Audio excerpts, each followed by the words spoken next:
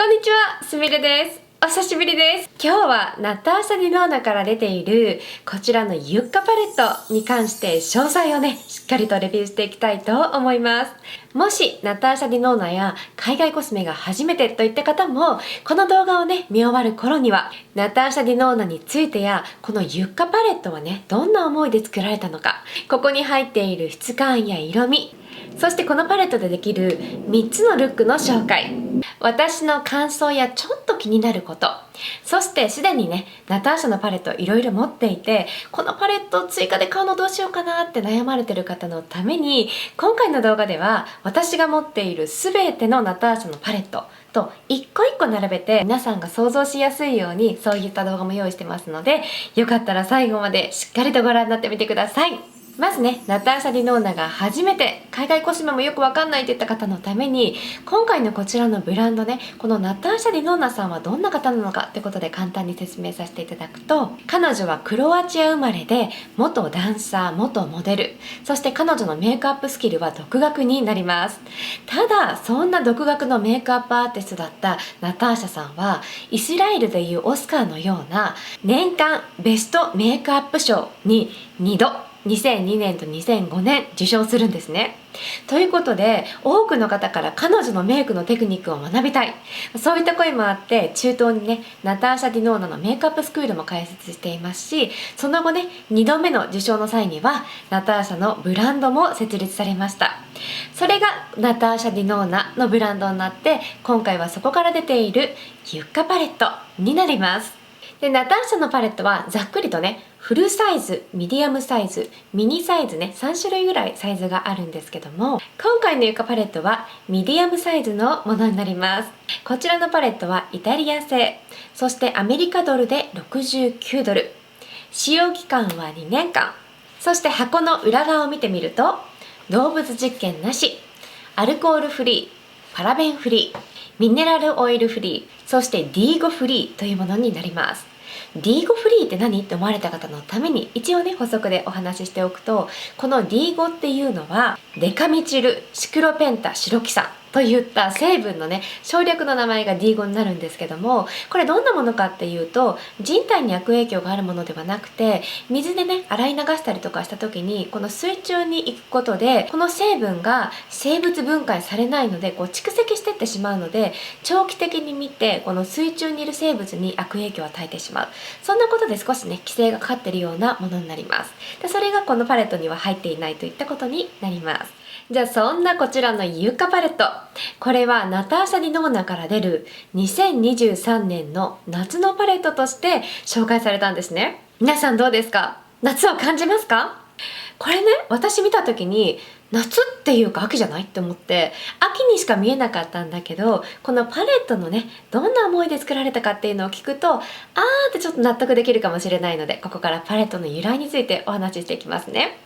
このユッカパレットのユッカというのは、南アフリカとかカリビアンエリアでよく見られるユッカの植物で、葉っぱがちょっととんがっていて白の花を咲かせるような植物なんですけど、そこにね、この朝の日の出から暖かいね、光が出て差し込むような、まさにちょっとこのパレットじゃないけども、このユッカのね、色味とちょっと日の出から暖かくこう被るような形、こういったものの色味を全部パレットの中に入れたかったといったことで、このパレットができたんですね。で、ユッカって書いて英語ではヤッカって読むので、ユッカパレットまたはヤッカパレットどっちっていった声もね、海外ではちょこちょこあったりしたんですが、当のね、名付け親であるナターシャ・ディノーナはどう発音しているかというと、ユッカパレット。ユッカパレットって言ってるので、これはね、ユッカパレットで大丈夫です。で、早速ね、このパレットに入っている色味や質感の紹介なんですが、ナターシャはね、お母様が科学者だったこともあって、ちっちゃな頃からね、ラボに一緒に入ったりしているので、彼女もね、実際このパレットの開発に関わっています。なので彼女が作り出す質感はいろんなタイプの質感があるんですけども、このパレットにはどんな質感が入っているかというと、なんとね、今回は新しい質感がまた一つ加わりました。その名もスパークリングフォイルド質感といったもので4つ入っています。だけどね、ちょっと詳細を言うと、このスパークリングフォイルドフォーミュラっていうのは、以前出たラブフェイスパレットの中に、実はそこでね、1回もデビューしています。ただアイシャドウパレットの中にこのフォーミュラが入るのは初めてなので、こちらのスパークリングフォーミュラの質感が入っています。そして彼女の代表的なバターのようなね、ブレンドが本当にしやすいマットの質感、クリーミーマットと言いますが、その質感と、あとパウダーからクリームの中間ぐらいのちょっとしっとりしたような、そういったクリーミーパウダーといったもの、そしてメタリックと、あとはディオクロームも一色ね、このスパークリングフォーミュラの中に入っています。といったことで、どの色味がどの質感なのか、これからしっかりと様々な光の下でお見せしたいと思います。こちらが自然光で見るスパークリングフォイルドの質感になります。で、一番左側がディオクロームですね。このゴールドとちょっとローズウッドのね、ディオクロームになっています。なので、スパークリングフォイルドの質感なんだけど、一色はね、兼ディオクロームといったものですね。これが自然光です。そして黄色の光の下で見る色の見え方になります。で、こちらが白の蛍光灯の光の下で見る色の見え方です。最後、外の光で見る4色の見え方になります。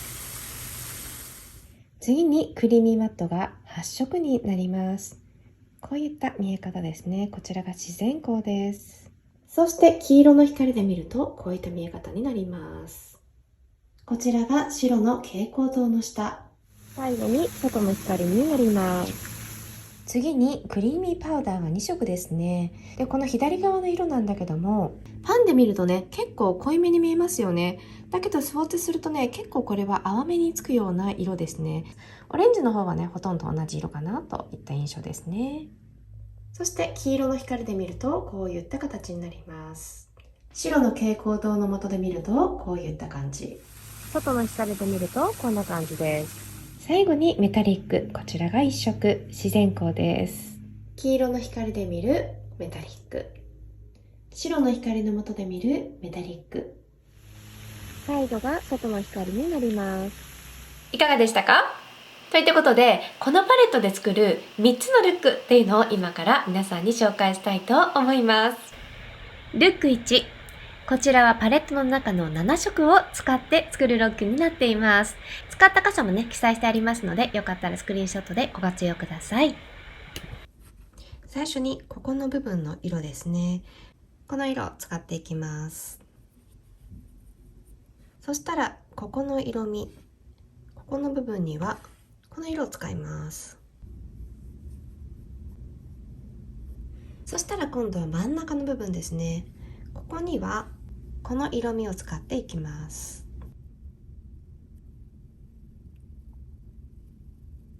次はこの際の部分ですね。際の部分にはこの濃いめのブラウンをのせていきます。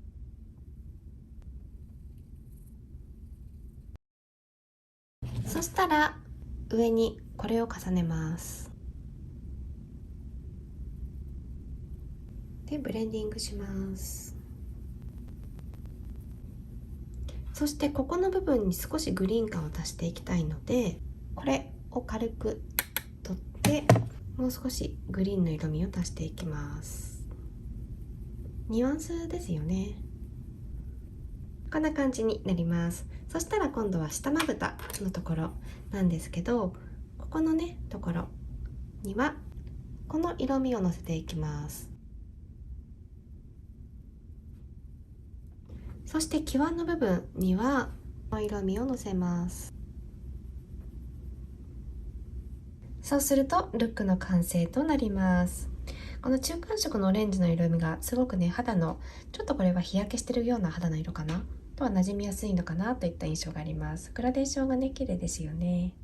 ルックにこちらの5色で作りたいと思います。まずこの内側と中間色ですね。そこにはこちらの色味を使います。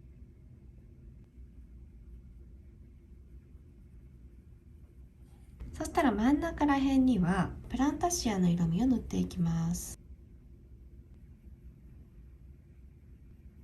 次にその隣の部分ですね。ここにこのエリシアの色味をのせていきます。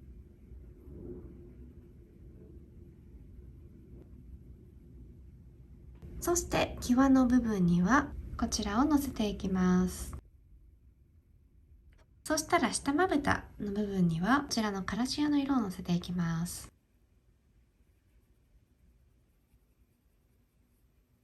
そうするとルックの完成となります。この方が全体的にブラウンメイクっぽいんだけども、下まぶたのところでね、ちょっとグリーンをほんのりと効かせているようなルックになりますね。そしてまつげありとまつげなしのものね、こういった形に見えます。ルック3、こちらが一番ね、グリーン系がわかるルックになります。まずこの中間色の部分、この位置にはこちらのシトリンの色をのせていきます。そして目頭から半分ぐらいにはこのカムカムの色っていうのをのせていきます。そして際から真ん中ぐらいまでをウィローの色味を使っていきます。そして真ん中の部分にはこちらの木漏れ日の色を使っていこうと思います。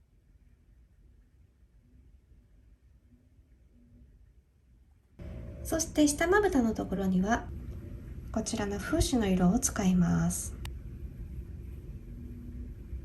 そして下まぶたのこの3分の1ぐらい外側ですね、そこにはカラシアの色味を重ねていきます。そうするとルックの完成になります。フラーまつげがついていないもの、これにまつげとアイライナーをつけるとこういった形になります。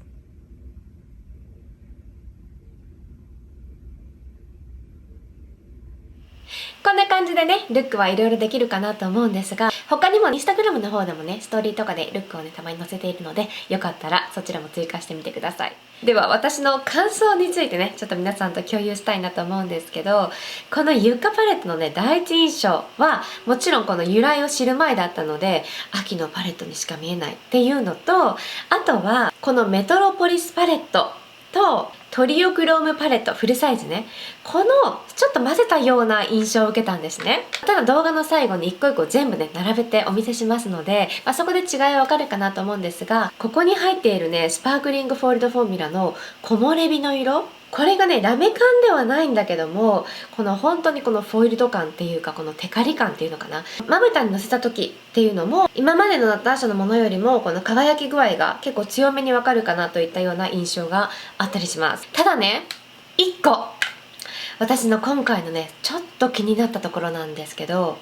匂いがねクレヨンみたいな匂いがしたんです。基本的にナターシャのパレットって全く匂いがしない印象があるので、そういったことにまず気づくことはなかったんですね。で、結構パレットって私鏡を使うんですね。鼻とパレットの位置がちょっと近いんですよね。だから匂いがあると結構ね感じるんですよ。実はこれ交換してもらってるんですけど、最初に受け取ったもののクレヨン臭が強烈だったんですね。何この匂いみたいな。で、開けておけばね大丈夫かなと思って開けておいたんだけど、なかなか匂いが取れなくて、でこうやってもこの匂いが邪魔して、ちょっとセフォラに持って行って、これクレヨンみたいな匂いがするんですけどってね言ったら、店員さんも本当だ何これみたいな形で、実際にお店に行って店頭でね開いてるもの、これは匂いしなかったんですよ。じゃあやっぱり私のがたまたまかなと思って、在庫がねいっぱいあったので、そこでちょっと取り替えてもらおうと思って念のために匂い嗅がせてもらったら、やっぱりねクレヨン臭が弱かったんですけど、やっぱりちょっとあるんですね。それで店員さんと箱を開けて3つぐらい匂い嗅いだんだけど、みんなクレヨン臭が少しあったので、ただ私に届いたものよりはずっと弱かったのでそっちに交換してもらったんですが、ちょっとそれがね、もしクレヨン臭がすごい苦手っていう人がいたら気になる瞬間があるかもしれないです。ただ結構ね蓋を開けていたりとかずっとね使っていたりとかすると匂いはね薄まってくるので、そんなに気になることはないかもしれないんですが、私はね最初それがちょっとこれは困ると思ったのが正直ありました。なので一応ねそちらも共有しておきますが、もし購入された方がいて私のは何も匂いありませんよって言った方がいらっしゃったらね、そちらもコメント欄でいろいろと教えていただくと購入される方の参考になるので、ぜひねコメント欄も活用されてみてください。ではここから今までのねナターシャ・ディノーナ全てのパレットと一個一個並べてね 2,3 秒ずつちょっとね動画をお見せしますので、その中で私が似たような色があるかなといったものはねスウォッチもね比較をお見せしていますので、ぜひそちらねじっくりと悩まれてる方にはね大好物になると思いますので、ご覧になっていただければと思います。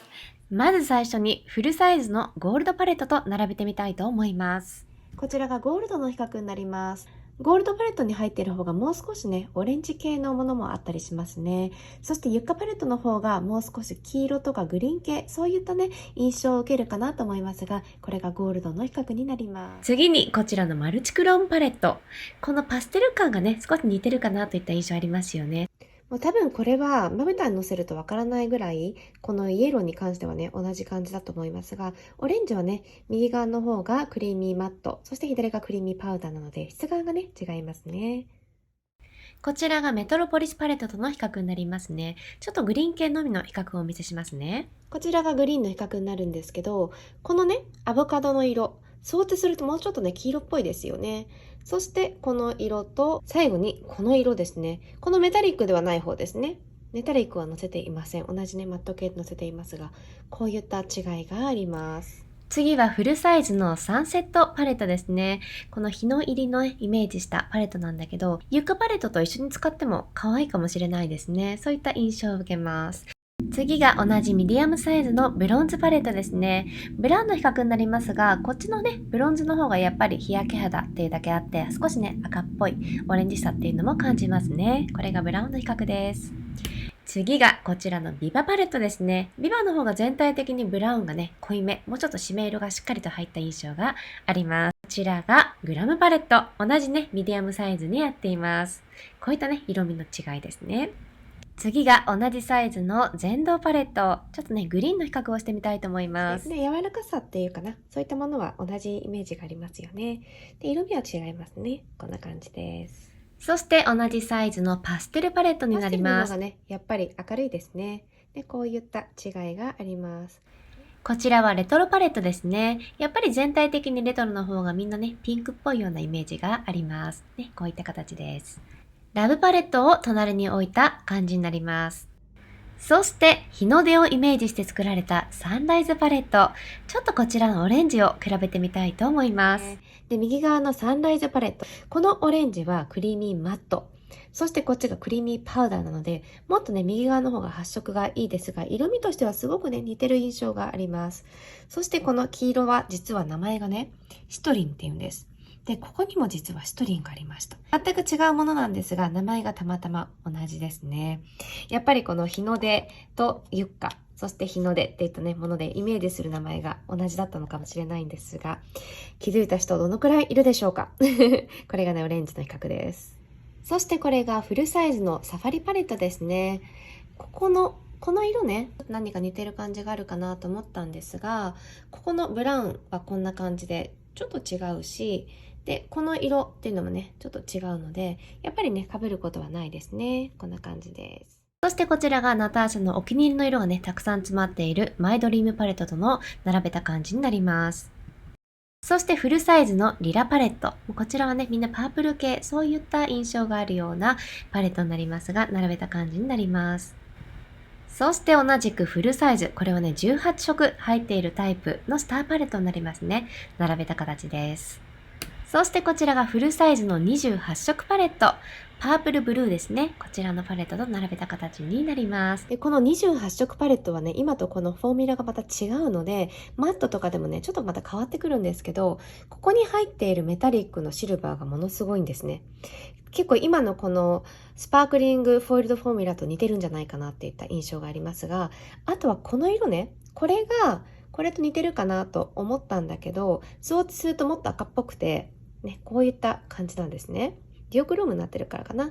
そしてこれですね。これはこの色ね、こういった形になります。一応ね、ちょっと輝き具合を見たくてスウォッチしてみました。そしてこれがフルサイズの28色パレットのグリーンブラウン。同じ色味のね、感じなんですね。ブラウンとグリーン。ただ、28色パレットの方がもっとね、すごく柔らかいんですね。で、ちょっとこちらのパレット私最近すごくよく使ってるので、動画単独でまた出しますので、そちらで改めてね、しっかりスウォッチをお見せしたいと思いますが、並べるとこんな感じです。そしてこちらがミニサイズのミニゴールドパレットになっていますが、ちょっと比べてみたいと思います。一番系統がね、私は個人的に似てるんじゃないかなと言ったのが、このミニゴールドパレットと、今回のね、ユッカパレットになりますね。こういった感じです。ディオクローム感がね、それぞれ、左のユッカパレットに入っている唯一のディオクロームと、こちらのミニゴールドに入っているディオクローム。でディオクロームの感じはやっぱり違いますね。こういった形の比較になります。そしてミニパステルパレット。この中にもね、ディオクロームがあるので、ちょっとグリーンとディオクロームと比較をお見せしますね。ディオクロームすごい似てますね。これはものすごいディオクローム感は似てるかなと思うんですが、質感が一応違うんだけど、そんな違いは正直感じないかなっていった正直な気持ちもありますが、ね、こんな比較です。ちなみにこの右側のね、グリーン、エメラルドグリーンっていうのかな。これとっても好きな色ですね、私は。こんな感じです。そしてミニグラムパレットとの比較になりますね。ミニグラムに入っているブラウンの方がもうちょっと濃いめですね。そしてミニレトロパレット。ちょっと比較お見せしますね。この色がこれとすごく似てるような印象がありますね。ね、こんな色の比較になります。皆さんどんな印象を持たれましたか？ということでナターシャ・ディノーナのレビューはすべてね、私の再生リストナターシャ・ディノーナでまとめていますので、この後ぜひご覧になってみてください。ナターシャ・ディノーナの15色入っている基本的なパレットよりも小さいものになります。その代わり値段も半分ぐらいになって65ドルになります。通常のサイズ15色のもの、このぐらいの差があるんですけど、